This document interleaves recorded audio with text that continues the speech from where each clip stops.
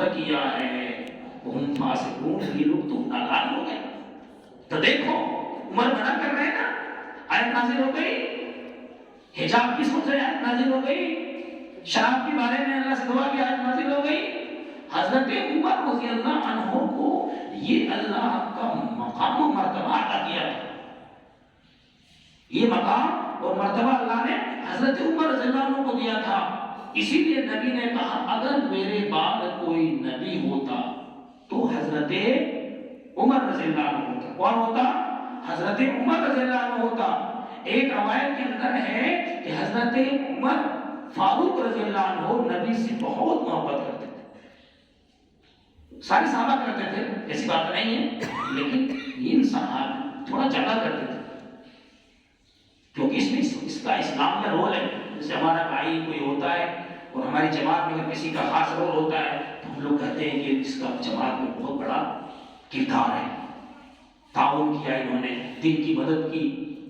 میرے بھائیوں، حضرت عمر فاروق رضی اللہ عنہ میں ایک صحابی ہوئے جن کو اللہ نے ایسے علم سے نوازا تھا، اور معلوم ہے سب سے زیادہ فتوحات آپ کے دور میں ہوئے، کہاں کہاں آپ نے کس کس ملک کو فتح کیا۔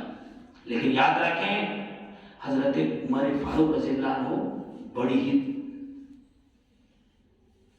جذباتی آدمی تھے۔ اللہ کے رسول نے ایک حدیث ہے کہا ارحم امتی بامتی ابو بکر واشدہم فی امر اللہ عمر، کہ میری امت میں سے امت کے حق میں سب سے مہربان ابو بکر ہیں، اور میری امت میں دین کے معاملے میں، شریعت کے احکام کے معاملے میں سب سے زیادہ سخت حضرت عمر رضی اللہ عنہ ہے۔ کو معلوم ہے کہ آپ کی بیٹی کون؟ حفصہ، یہ عمر فاروق کی بیٹی ہے، کس کے نکاح میں ہے؟ اللہ کے رسول کے نکاح میں۔ جب اللہ کے رسول کی بیویوں نے نان و نفقہ کے بارے میں مطالبہ کیا کہ اتنا خرچہ میں نہیں چلے گا، کام خرچہ بڑھایا جائے، اللہ کے رسول ناراض ہو گئے، یعنی آپ غمزدہ ہوئے کہ کیا ہماری بیویاں کر رہی ہیں۔ حضرت عمر فاروق رضی اللہ عنہ کو پتہ چلا، اللہ کے رسول کے پاس آئے اور کہا اللہ کے رسول اگر آپ حکم دیتے ہو تو میں اپنی بیٹی کو سر قلم کر کے آپ کو قدم میں رکھ دیتا ہوں۔ کیا صحابی تھے۔ آج ہماری بیٹیاں، آج ہماری بیٹیاں جو ہے اپنے شوہر سے زبان لڑاتی ہیں اور سسر سے بھی زبان لڑاتی ہیں، تو گھر والے الٹا ایکشن لیتے ہیں کہ میری بیٹی کو کچھ نہ کرنا۔ ارے شوہر کا اتنا بڑا اسلام نے درجہ دیا ہے، یہاں نبی کی بیوی نے تھوڑی سی خرچہ مانگا، اللہ کے رسول رنزیدہ ہو گئے۔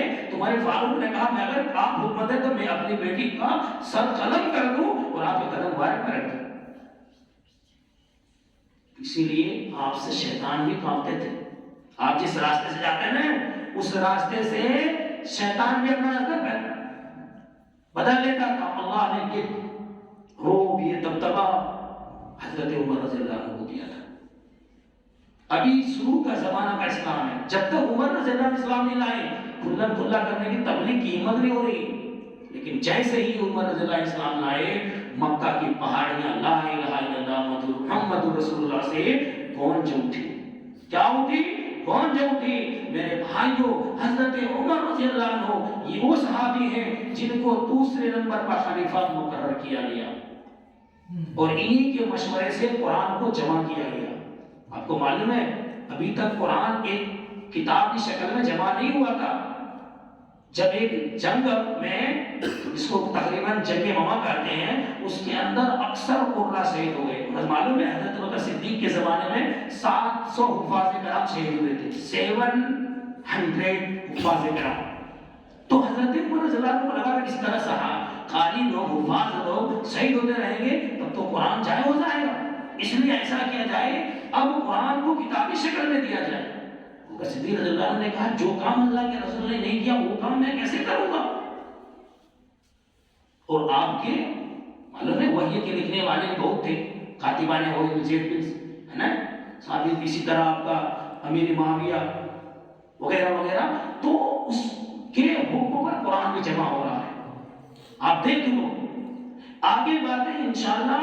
حضرت عمر فاروق رضی اللہ عنہ کو اسی لیے اللہ کے رسول نے وہ فضیلت دی کہ آپ اتنے بڑے صحابی ہو کر کے بھی یاد رکھیں اتنے بڑے صحابی تھے تو بھی ایک مرتبہ کا واقعہ ہے، سی روایت میں بات آتی ہے کہ اللہ کے رسول کے ساتھ ایک صحابی تھے اور حضرت عمر رضی اللہ عنہ تھے۔ حضرت عمر رضی اللہ عنہ کے ہاتھ اللہ کے رسول پکڑے ہوئے ہیں، تو اللہ کے رسول سے کہے اللہ کے رسول میں جو ہے نا آپ سے بہت محبت کرتا ہوں، پوری دنیا میں سب سے زیادہ محبت آپ سے ہے سوائے میری جان کی، یعنی جان سے تھوڑا سا کم کرتا ہوں۔